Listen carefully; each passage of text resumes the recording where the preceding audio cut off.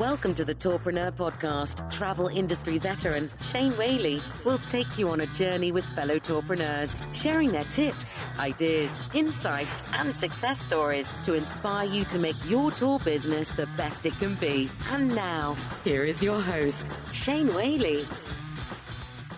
Hello and welcome to episode 93 of the Tourpreneur podcast. We are continuing our focus on local marketing for activity and tour operators. Today we talk with the content marketing specialist over at Checkfront, Kyla Steeves.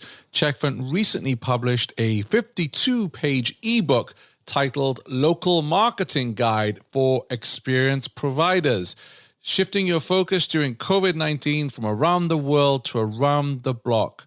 In the ebook, they go over 4 key strategies to tap into local markets. They dig into how to optimize your website for local search traffic, why you should claim local business listings, and how to maximize ad spend by targeting a local audience. We do have Kyla on the line, and I'll cross over to her shortly, but I need to share with you that the feedback I got about this ebook was phenomenal. It's 52 pages, but zero fluff. Right? There's a lot of PDFs floating around on the internet that... You ever tried finding a recipe lately? Have you ever noticed you try and find a cooking recipe, and because of SEO, it's like 1,000 words before you actually get to the recipe? I don't need to read the history of the sweet potato. I just want to get to my sweet potato tacos recipe. Thank you very much. Anyway, I digress. This document, as my good friend Brian would say, he runs the Intelligence Trail, spy tours in London, all killer, no filler. And that's definitely how I describe this document. So I was pleased that Kyla agreed to come on the show. She actually authored this for Checkfront. So sit back and enjoy it. Take some notes on whatever you do today. Go and download this ebook. It's free and you can find it at tourpreneur.com/93, and I'll add the link for the book there. And Checkfront don't bombard you with emails and funnels and all of that. And full disclosure, they are a supporter of the Tourpreneur podcast. There would be no Tourpreneur without those good folks at Checkfront. But you know what? Even if they weren't a sponsor of this show, I would be waxing lyrical about this document because I enjoyed reading it, and the feedback I got from your peers, from other listeners, also was very complimentary. You'll enjoy this one. The world's only weekly independent podcast for the tours and activities industry. This is Tourpreneur. Welcome to Tourpreneur, Kyla. How are you? Good. Thanks for having me. I'm really excited to be here. Yeah, absolute pleasure. I have to tell you, there's been a lot of talk about local marketing and local marketing plans, and I'm kind of relieved because I don't know about you. I got a bit sick of all the talk about virtual tours and online experiences. And now I'm seeing the conversation shift to, okay, things are starting to open up. We need to market locally. How do we do that? So when your document arrived, which, okay, let me say this up front, Checkfront, you are a sponsor of the show. You're a supporter of the show. And, you know, there would be no Tourpreneur without Checkfront, quite frankly. But I'm not inviting you on the show today just because you're a sponsor. This 52-page document that you released, a lot of people wrote to me and said, wow, this is fantastic. I can't believe they've given this away for free and it's chock full of information. And wow, they're not trying to sell me something. This is just content. So I want to thank you for that, Kyla. Yeah, I mean, I've always just really wanted to deliver the most valuable content to tour and activity operators. That's always my goal on the Checkfront blog.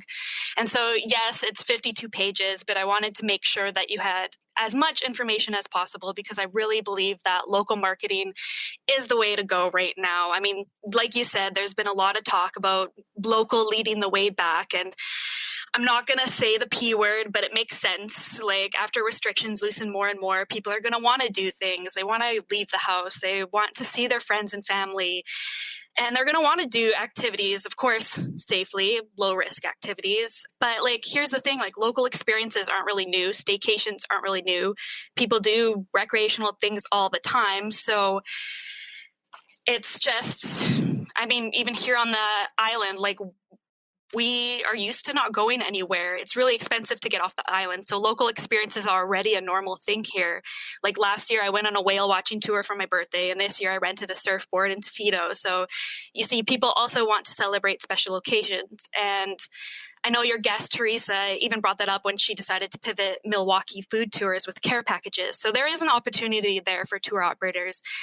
And of course, I can't speak for all places, and if pivoting to a local audience will work for everyone. I think I saw a comment on your Facebook page a while back where a tour operator said that locals in Italy are just not going to go on a wine tour, and there are regions where locals might not be able to afford tourist prices. But in the ebook, like the focus that I really wanted to concentrate on is showing up online, doing local search engine optimization, playing by Google's rules, because that's what really matters. If people are going to look for things to do, the first place they're going to look is Google. And so you want to get those higher rankings. You want to show up. And these tips and tricks, they will also help you in the future. So when travel does pick back up, which is hopefully soon, knock on wood, even travelers, when they book things to do, it's usually in destination. So we've seen that data before, and perhaps that won't be the case going forward. It might look a little bit differently, but it's still so important to show up online. And for tour operators, like, your location is a benefit. That is actually something that you can take advantage of to show up online. Yeah, I like how you titled this Local Marketing Guide for Experience Providers, shifting your focus during COVID-19 from around the world to around the block, because that's what I'm hearing from a lot of tour operators who are used to marketing globally. I mean, if you're an experience in New York City, your focus is the US plus international. Whereas, you just mentioned Milwaukee, they are pretty much focusing on within the Midwest, also the US, rather than, international. So we've all got different ways of working when it comes to where our audience are based. But now we're all going to be in the situation where if you're running an experience in New York City, you want to get New Yorkers to come out and enjoy your experience. And I think that is going to be a huge challenge, just getting that word out, and also getting locals who there is going to be pent up local demand. I can't speak for international demand, because even on a recent episode, one of our guests, America, was saying she wouldn't put herself and her kids on an aircraft right now to fly somewhere, even though she desperately wants to go back to Europe. And I understand that fear, but there are going to be people sat at home when the restrictions are lifted, right? We haven't been able to go out and do anything for 2 months, what's on in the area. So it's a whole new chapter for marketing, isn't it? Yeah, absolutely. It's definitely going to be a challenge. You're going to have to think how to approach them differently. I know even in your recent podcast episode with Marika, she mentioned about just changing up your language, and I think that can go a long way too. But like I said, these tips and tricks that we highlight in the ebook is mainly about boosting your online presence, and that's through local search engine optimization. And that's going to benefit you now and even in the future, just because most people, that's where they start their searches, online. So you want to snag those higher rankings, and that's what I want to help with. Yeah, so we're going to talk about 5 tips, because obviously we can't go through the whole 52 pages on the show, as much as I would love to. So you talk about local keywords and why research is so important. Where can people go to research keywords? So there are various tools online that you can take advantage of. Google Ads Keyword Planner, for one, is free. It's not as robust as, say, SEMrush or Moz Local Keywords, but it will still do the job. It'll still give you an idea. And Google itself is a really useful tool. Like, you can just go into the search engine and type what you think a customer might use to describe your product, and Google will auto-complete with suggestions based on popular and related search terms. So you can actually use those as well. And I know that a lot of local keywords will probably be pretty obvious. Like, axe throwing is always probably going to be axe throwing. Like, axe throw in Philadelphia, probably just going to be axe throw in Philadelphia. Or escape rooms are usually always described as escape rooms. But you might be surprised, for instance, with wine tours. Let's say I would search wine tour, and somebody else might say vineyard tour or wine tasting tour. There are so many other different variations. And of course, the location always so has to do with that too, because a lot of times people will put the location in with the product they're searching for, product or service. It's interesting, because I just, as we're chatting here live, put in a search Vermont tours. And I get the Google My Business listings come up, but then underneath that, I get TripAdvisor.com, I get Viator.com, and then comes Vermont Guided Tours, and then Vermont Bus Tour and Trip. So I guess if I'm offering some kind of tour here that's not listed in this top 10, I've got to kind of look at what keywords people, maybe I'm not optimizing my content for Vermont tours, because I've never really done it that way before. But now myself, I literally just typed that into Google, because should our governor, for instance, today proclaim, hey, you can go back out and do stuff, that is what I would search right now. Yeah, that's a pretty broad term to use, Vermont tours. That's going to include so many different tours. So with small businesses, they have a better chance at ranking for long tail keywords. So those are highly specific keyword phrases, usually like 3 or 4 more words than that. So say if you were to break it down even further, like exactly what you wanted to do, like a ghost walking tour in Vermont, like you might actually get some of the tour operator websites right in the organic results. Like, for instance, last night I just quickly put in Victoria Wine Tour and Canadian Craft Tours came up. And this is something that I really think that I'm really trying to get tour operators to do, is to think where they put their local keywords on their website. And the best place for that is your booking page, because a lot of local searches have transactional intent. And so your booking page is meant for that, is meant to convert. So you want to tackle those keywords in your booking page. And so when I searched Victoria Wine Tour, Canadian Craft Tours came up, and it was like right under the first ad, and it was Victoria Wine Tour. So I clicked on it, and that wasn't even their homepage. That was their booking page. And they did all the local SEO techniques. I could see it right there on their page. They put their local keywords in their heading. They put it in the name of their product. They put it in their tour descriptions, and they changed it up as well. So that's the purpose with local keyword research. It's not just to focus on one local keyword. It's to get an idea of all the different terms that people in your area are using to describe your product, and then you can change it up on your booking page so you're more likely to rank for more keywords. Sure. And what was the name of that company? Canadian Craft Tours. So, of course, they're probably a little bit of a bigger tour company, so that's why they were able to get a higher position. They probably have a little bit more SEO strength, but I still think that smaller tour and activity operators can take that and apply it to their website for a better chance at ranking. Yeah, I will add that into today's show notes, which we can find at tourpreneur.com/93. I'll link to this site, because I think, why reinvent the wheel if this is a site that's come up, and like you say, it's the booking page rather than the homepage. I'm on it right now. Take a look at the code. What can you implement in your business that these guys are doing? Because obviously it's working there. Good tip. And like all of these things, they can only help your business. It's not going to hurt. And it's something that you can just do to optimize your website so that you can show up for local searches. And I know it might seem a little overwhelming. You might not know what to do, but that's why I outline it in the ebook, where to put these local keywords and how to find them as well.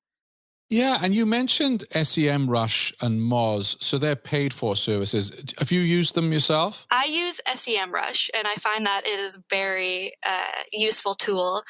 But of course, they come with higher prices for that reason. Yeah, I'm curious to know, do you think it's worth the money? I mean, I imagine your company pays for it, but if you had to pay for that, do you think it's worth the cash? It goes into more specifics with search volume. So with Google Ads Keyword Planner, you'll only see broad searches. So you'll see, if you type something in, you'll see that the search volume could be 10 to 100 or 100 to 1,000.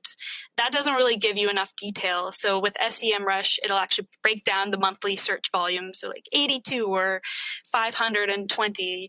It gives you a better idea, because for small businesses, it's better to try to rank for the lower volume keywords and the low competitions right now, because of course the high volume keywords are going to have higher competition. So that's just what is better to go for. So you get a better idea of what is the volume.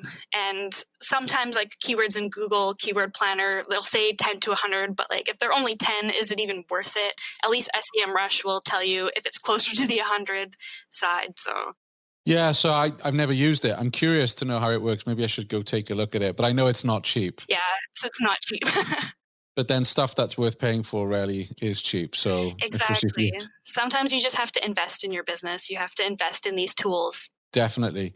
Now, your second point is around NAP.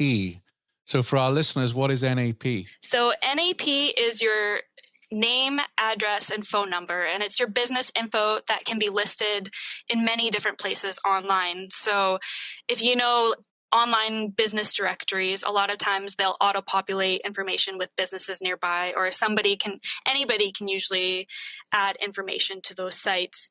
So the thing with your name, address, and phone number, it has to be consistent across the board. Wherever you have your business mentioned online and wherever there's your name, address, and phone number, Google will take note of that. And if there's any inconsistency, that's a strike against you. So Google wants to give its users the best experience possible. So it wants to make sure that it's sending its users to a business that exists. So if there's any inconsistencies between your NAP, that might signal to Google that, you either don't care enough to update your phone number, update all these things for your customers, or maybe it's just really out of date and maybe your business doesn't exist.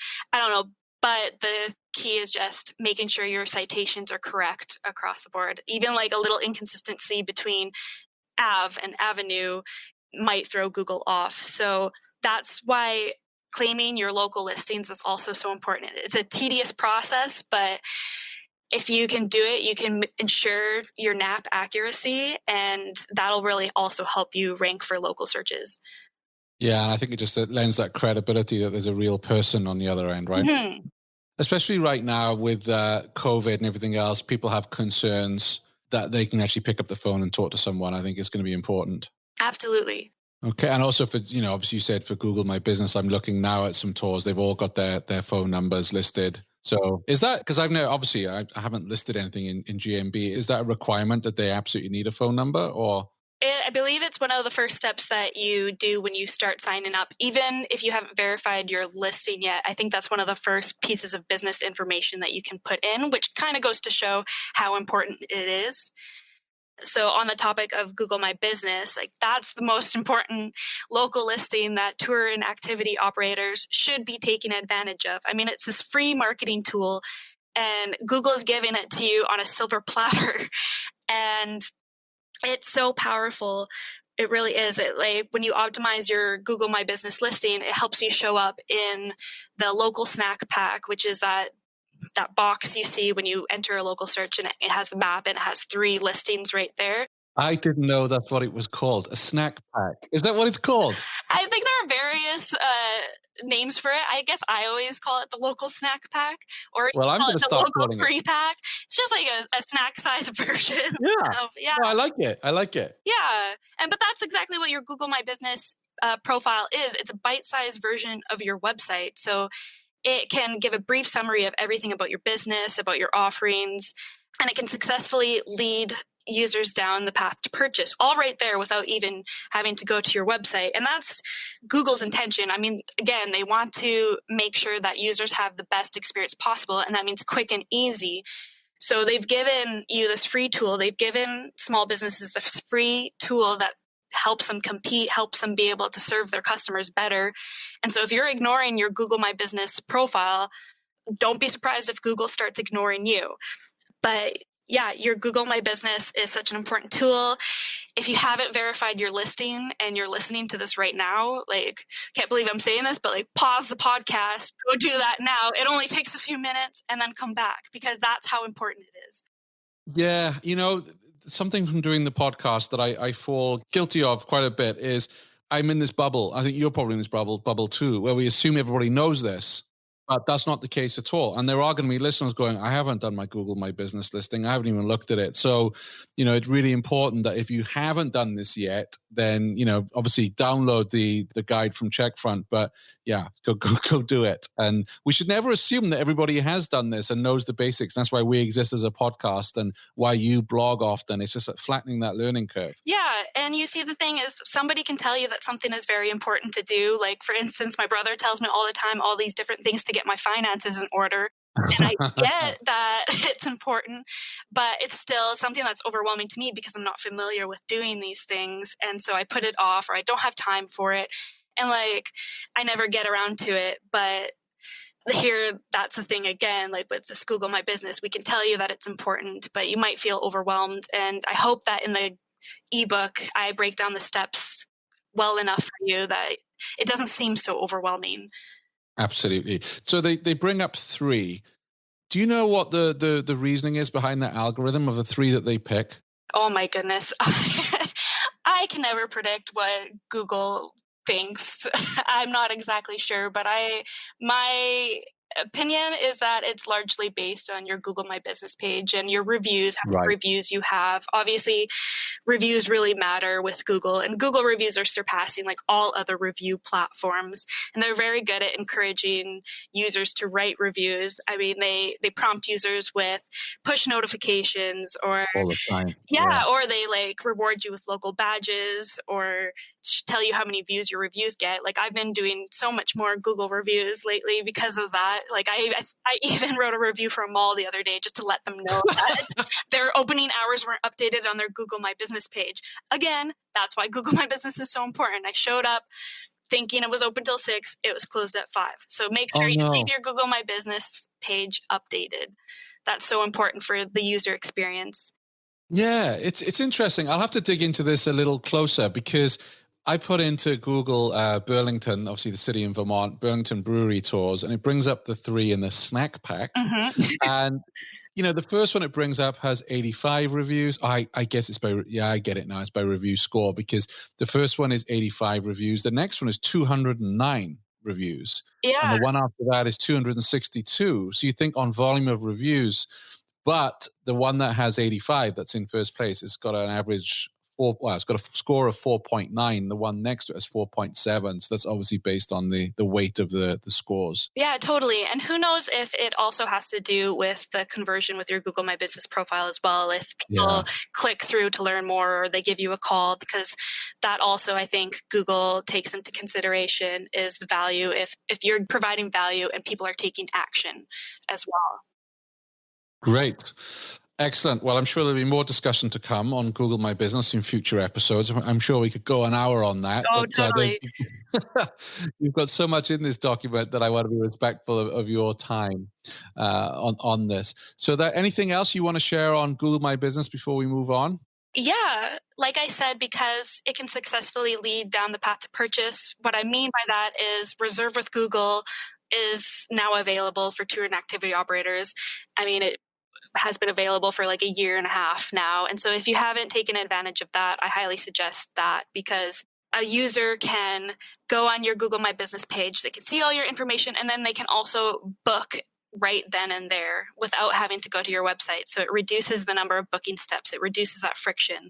So I highly advise that tour and activity operators get on with Reserve with Google. It's also free right now. You just need an integration with your booking platform. Right. So just that clear for everybody. If you're working, say, with Checkfront, funny enough, you can have that integration and it goes through your booking platform. Yeah. But sometimes do I see it go through an OTA? I'm not exactly sure on that. Right. Yeah. Okay. That is something I'm a little unfamiliar with. Sure. So my advice then is to check with your booking platform provider that they work with Reserve with Google. I think most do now, don't they? Yeah, I think most are on it now. And you also have to check if you are eligible for Reserve with Google. They have their own requirements as well. Wow. Do you have any idea what they are? No, I'm sorry. No, it's fine. No, you're not a Google expert. No. That's totally fine. I'm just being nosy. You know me. Just curious. I should go research this stuff. That's okay. I wish I wrote a cue card for that one. If anyone who is listening is an expert on Reserve with Google, you're welcome to come on the show and share it with us. That's what we're all about here. But again, a really good point that, making it as seamless as possible to book tickets and check availability, and especially right now with COVID and getting out of this to see what availability different tours and activities have available. Yes. Very, very powerful stuff. Did you know every weekday Shane curates the most interesting news articles in tours and activities and sends them out in a snappy daily digest? Grab your copy of the Tourpreneur Daily Briefing at www.tourpreneur.com. Next point you raised was Google and Facebook ads. Yes. So right now, tour and activity operators might not be wanting to spend money on paid advertising. And I get that. Like, you want to cut down on costs as much as possible. But at the same time, there is an opportunity with everyone else holding back to stand out more in the space. So if you are going to do paid advertising, there is something for local marketing in Google ads and Facebook ads. You can do geo-targeting. So you can actually focus on a certain location for your pay-per-click ads. And if whenever somebody enters that proximity or within that region, your ads will only show up to them. And so that's a good way to take advantage of your pay-per-click ads to maximize your ad spend so that somebody outside of that region doesn't click on that ad and waste your advertising dollars, because right now they might not be able to participate in your tours and activities. So that would be a wasted click. So yeah, it's pretty easy to set up geo-targeting in Google Ads. But I also think that right now, I think a good focus would be more Facebook ads. And I wish that I would have gone more into detail on Facebook ads in the ebook, but then I would have turned into like an 80-page document. But I think that Facebook ads will be highly valuable for tour and activity operators as well, just because Facebook ads blend more into the news feed and people are going on their social media so much more now during this quarantine. So if your Facebook ad appears in their news feed, it could be like that catalyst to get them to book your tour and activity, especially since if you use really compelling copy, really compelling image or video, that can really stand out. And luckily, like with tours and activities, that's your images, your videos are quite captivating already. It really plays on the fear of missing out. When people see something like that, they're like, oh, I want to do that experience too. So Facebook ads is a good place to start advertising. And you can do so much with Facebook ads as well. Like you can focus on user behavior. You can target based on interests. The real power is remarketing. So if you install the Facebook pixel code on your website, you can track your website conversions and you can remarket based on user behavior. And that happens so fast. The other day I was looking at a camera. I'd asked on the group for advice on, I think it was the Osmo Pocket camera. And then someone suggested another gadget. And I clicked on their website and literally like within 2 minutes, their ad was in my Facebook feed. I know, I was like, wow. I know. Like, I also think that my phone is spying on me all the time because I'll say something and then all of a sudden I'll get Facebook ads all about it.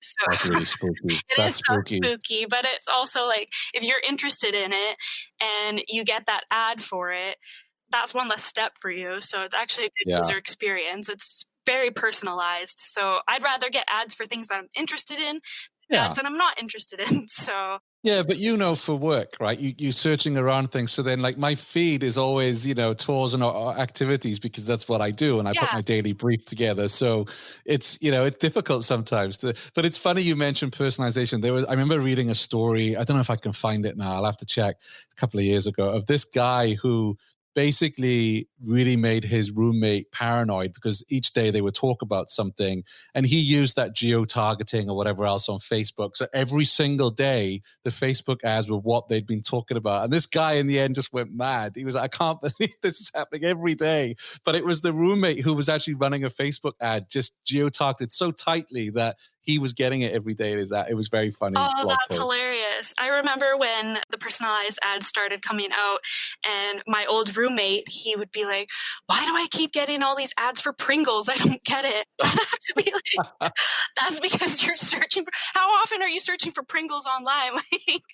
Clearly that's why you're getting targeted for that. But the power of it is incredible. And I know there are concerns around data sharing and everything else. Personally, I take the view, I've got nothing to hide. I pity the NSA person who looks at my computer because it's all work-related stuff in football. So, poor them. But, over the during the lockdown, I tell you, I bought chilies from New Mexico. Yeah. And chili sauce from New Mexico. I bought spices from a guy up, I think he's in Chicago, to make my Indian curries, all through Facebook ads. All that come through on Facebook ads. And I don't really know why those ads came up, if I'm honest. And I love to cook and I love spicy food, but somewhere they tracked that and sent me relevant ads. And I'm pleased to say that those products were really good. And I've been a repeat customer. I've gone back and got more. Yeah, so it works. Clearly you're in that audience that they're targeting. So yeah. And also, the reason I brought up earlier on about searching Vermont tours, right? It's very broad, but my problem is, and I think we need to think of this when we're running marketing campaigns, is I've lived in Vermont 4 years or so. I still don't really know what's on offer here, which is a bit embarrassing for a host of a Tourpreneur podcast to say. But, I could tell you all the attractions and museums in Berlin, Germany, but I don't really know what's in my backyard. So for me, that is the kind of thing that I would search for. And also, for instance, there's a few museums nearby, they need to be targeting me. I need to see them in my feed and go, oh, I'd never have thought of going to Shelburne Museum. And they have this on. I'll go there on Saturday because I'm really a good audience, and I can't wait to go and do stuff. Yeah. But I don't know what's out there, so I would never search for museums near me, right? For an example. Yeah, and that's where two different types of marketing come into play. So for those that don't really know what's available in your area, a tour operator could take advantage of their blog and write posts on things to do and target those keywords, things to do this weekend, things to do this summer, like target those with those blog posts, because your blog post is meant to inform, where your booking page is meant to convert. So yeah, you can tackle some of those broad terms in your blog posts for those that don't know what's in the area, but for your booking page, be highly specific. And this is where I think, and I don't usually say this, offline advertising could become very important as well. So the area I live in, we do actually, one of those rare areas where we have a newspaper that's still read and quite popular, an ad in there. I read that newspaper every Friday, afternoon when it arrives, and I have my tea and I read it. I'm an ideal person for them to advertise to offline because I'm reading that newspaper and I'm in the mood for, I want to do something locally. And that's actually, normally I would say stay away from offline, but now with local, I think that's also going to be a channel that's worth exploring. Absolutely. I would never say to not do anything with offline, because you never know. Those are just harder to track. Your marketing campaigns offline are harder to track, but now with COVID, people are standing in line at small businesses. They have to wait patiently. They're looking around. So if you can get your posters or brochures into other small businesses, they might just look at that because they're waiting in line. So you never know. So if you have it in your budget, might as well give it a shot. And it's also worth, a lot of newspapers are really struggling. If you think about it, they've had minimal ad revenue for 2 months. They are really struggling. They're laying off staff and furloughing staff. Maybe they will have outstanding rates, or you can ring up and say, right, I've never run a newspaper ad before. What's the best deal you can do for me? Don't be afraid to ask for a really good discount. Yeah. Don't be afraid to speak up. Don't be afraid to go after any little thing. Just try to get your name out there. Try to work with other local businesses. Share more on your social media right now. Like, now is not the time to go dark.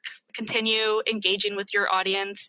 Share your plans for reopening, what your plans are for sanitization, your safety measures you're going to start taking, and just let your customers know how you've been doing too. Keep that personal connection going. Definitely. I think that's highly valuable. Yeah, and I jumped ahead a little bit. We were on Facebook ads, now we've gone into local coalitions, whatever. But in terms of Facebook ads, because that's clearly, your preferred method, are there any courses or books or anything you recommend for people who want to learn that?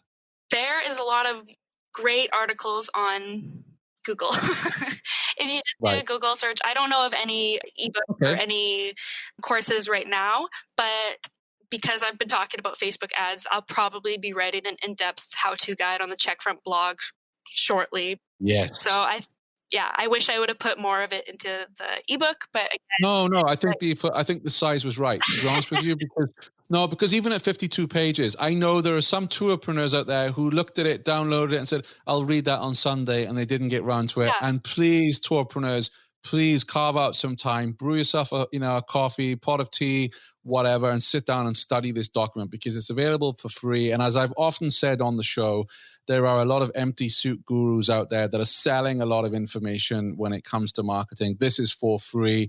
Do yourself a favor and read it. And I've had really good feedback from a lot of our listeners who have read it and thoroughly enjoyed it, by the way, Kyla. Oh, that's great. And the thing is, too, is we send you an email so you can save the link and you can refer to it anytime. So if once you start experimenting with Google ads or Facebook ads, or when you're trying to optimize your Google My Business listing, you can just quickly bring it up and refer to it as you're doing those steps. Definitely. And I look forward to the Facebook ad PDF that you bring out soon. Yes, it'll probably just be a blog post, probably not a 52-page document. Ah, damn, that's what I need. Another 52-page document. Everyone needs in their life, just overwritten ebooks. Yes. No, but I think that's key because, it is tough. I mean, I've played around with Facebook ads and I know they keep changing it, but it's one of those things, if you're not in it every day, it's a bit like a language. If you don't use your French or your German every day, you kind of forget it. And I think that's the same with the back end of Facebook sometimes. And, you can also, you can cap the amount of money that you spend, of course, but, you can burn cash on there quite easily.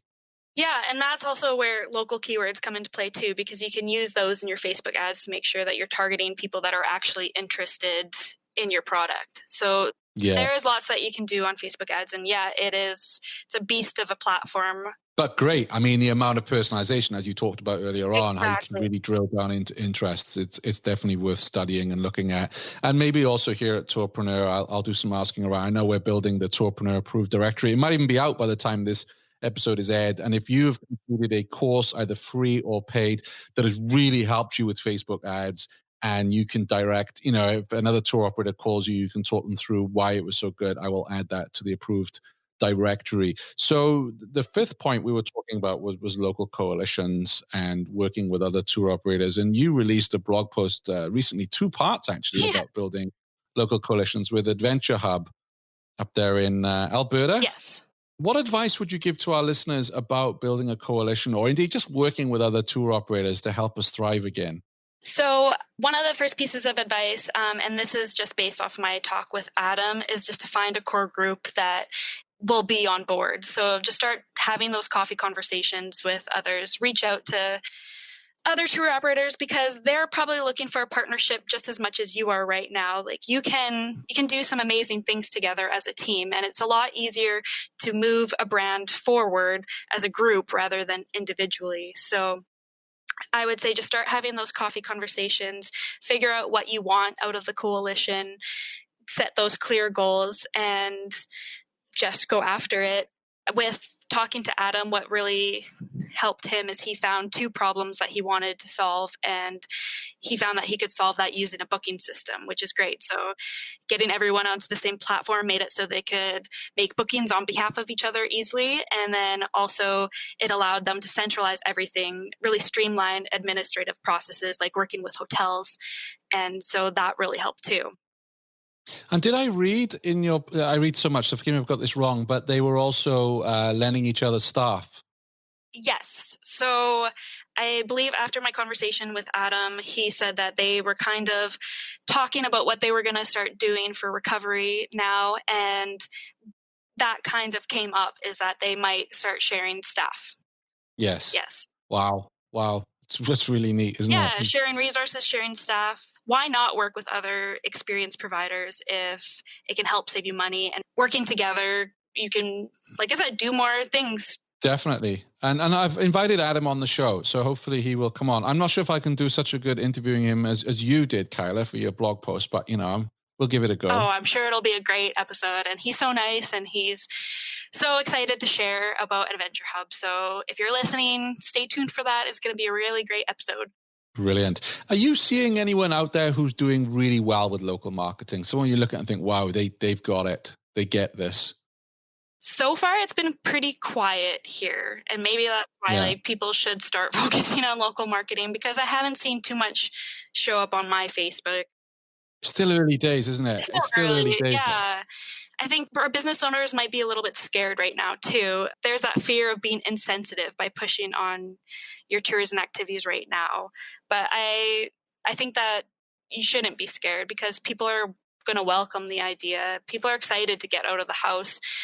It's just as long as you abide by the reopening guidelines, as long as you make it safe. Yeah, I think that's key, is on your copy, maybe explaining what you're doing in terms of making it safe for people, and that you are watching the regulations. And I think also, I touched on this with America, but the emotional side of marketing, we forget sometimes because we're selling our products and our experiences. But I also feel, particularly locals, for those of us who haven't been furloughed and laid off and we've got some money, we want to support the economy, and that might be your local bar, it might be a restaurant, a local gift store. We want to support businesses in the state, or in your locality. And I think including some of that in your marketing, that, hey, if you book with us, we're a family-run business in Alberta or wherever it may be, and talking a little bit about that. Yeah, I think that's a great idea. Like, I heard that in your last episode and I was like, yes, that's genius. Well, the key lime pie. Did you hear that? Yeah, I did. I almost paid almost $100 for key lime pie just because I heard that guy interviewed and how he spoke about what they were doing, and they were family run. And I was like, wow. But then I'm like, no. I can't believe any key lime pie is worth $94. Maybe I'm wrong. Maybe I'll go to Key West one day and I'll be like, oh, wow, now I get it. But yeah, you have to pull at the heartstrings right now. And so if you can share that your local business looking for support, I know that's what a lot of people are wanting to do right now. I think in Victoria, there's something about Takeout Wednesday. So support a small business by ordering takeout from a small restaurant. So there are initiatives out there. That's the mindset right now. So just share that you're a local business. A lot of people know that the tourism industry is really hurt right now. So I think a lot of people want to help. Yeah, I think you're right. But, I also think the challenge for tours and activities is, for instance, I live in a rural part of the state, so my local diner is really important to me. I'd be devastated if he has to close down. I go there once a week. But I don't do a tour once a week. So I think very often with tours, we might do it once a year, or when friends and family visit, you might go, but it's not front of mind. And I think that's the challenge, that we're not thinking about those of us who aren't working in the travel industry. We're not thinking about those tours as needing help. We are thinking of the local shop or, the local restaurant and the diner. So it's quite a tough challenge. But again, that's why I think we need to make it a part of our marketing that, you're almost, I don't want to use the word pat on the back, but, I think people will feel good knowing they're supporting a company in the state and helping a family or keeping local people employed. Yeah, absolutely. And who knows, at first, a lot of people might be excited to do some things that the tourists always do, that they've seen the tourists do, but yes, never really wanted to do it because of the crowds or because they didn't want to feel like a tourist. And right now, like a trip to the grocery store once a week, that's like a tour and activity for me right now. I get excited to go to the supermarket. I'm like, oh, there's real people. I can't go too close. We say in Vermont, you've got to be one dairy cow apart. I love that. But, it's like I'm seeing people. I used to hate going grocery shopping at the supermarket. Yeah, people want to do things. So I do think it's going to be a little bit more challenging for tour operators. Activity operators kind of have an advantage that way because people like doing recreational activities in their area already. Tours specifically, I think just as long as you put that in your ad copy, you kind of create that emotional connection. I hope that helps you out at first. Yeah, especially if you're doing something like a bus tour where, a lot of the buses here, those small buses, maybe you are only going to run them if you can make a profit out of it, but run them at 50% capacity so people aren't sat right next to each other, that kind of thing to reassure, what are you doing in your business to reassure nervous travelers, really? Yes. Great. Kyla, I have to say, before I let you go, and I know your bosses are going to be listening to this, so very, very brave of you to come on the podcast. I would love chatting to you. I'm a big fan of your work. And I wanted to tell you that, every day, I send out a daily brief with news stories and blog posts and articles in the tours and activity industry, doing this for 1.5 years now. So I get the data. I can see what people click on. And your bosses might have to pay you more money because you might get headhunted after I say this, but your blog posts always get right. They're in the top 3. That's great. Every time I send an email out. Oh, that's awesome. Clicks. So yeah, it could be the Checkfront brand too. Like, hopefully we've made enough of an impact in the industry that as soon as people see the Checkfront name, they want to click too. But that's a good answer. And I'm sure Jason and Angela are agreeing with you, but I'll give you another one. I think it's because you've done your research and the articles that you write are relevant and they're what the industry are looking for. Great. Well, I'll go with that and I'll write that down. Yes. So I wanted to give you that feedback. So thank you very much for coming on the show, Kyla. Is there anything we haven't covered that you would like to address before we wrap up? I think we covered pretty much everything that I want to say, but if we missed anything, I'm sure it's in the ebook. So make sure that you go over to checkfront.com/local-marketing-guide and download the ebook. And hopefully it will help you reach a local audience at this time. Absolutely. And if you're out walking the dog or doing the dishes right now, you don't have a pen to hand, if you go to tourpreneur.com/93, the links will be in the show notes. Thanks for coming on to the show, Kyle. I really appreciate it. Thanks for having me, Shane.